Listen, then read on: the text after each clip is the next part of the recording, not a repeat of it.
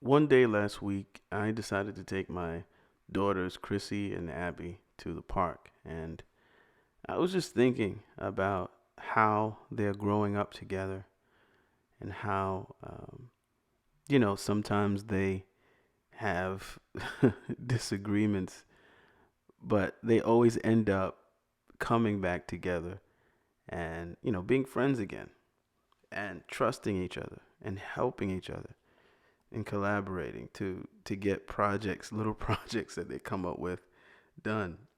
And I started to think about what me and my wife have been reading in the book of Acts about the first century church.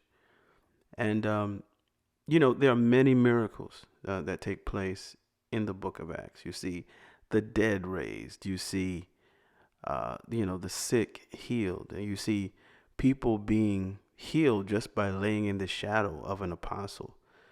So many marvelous, wondrous supernatural works. But I think the most impressive miracle to me is the fact that the church in that first century, they had so much of a love and a trust for one another that they began selling everything they had, taking the proceeds, giving it to the apostles, and trusting them to redistribute their their goods, their resources amongst the brethren in a way that was equitable, in a way where everyone had what they needed.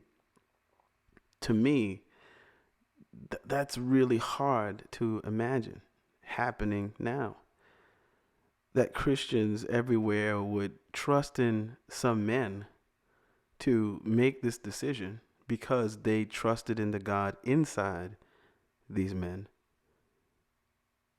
trusted them enough to fairly redistribute everything they've owned, everything they've accumulated in life up to that point. But they had become brothers indeed. They had become sisters indeed. And they were committed to each other and they loved each other. And I'm just looking forward to the day where the body of Christ really became brothers and sisters again, like God intended.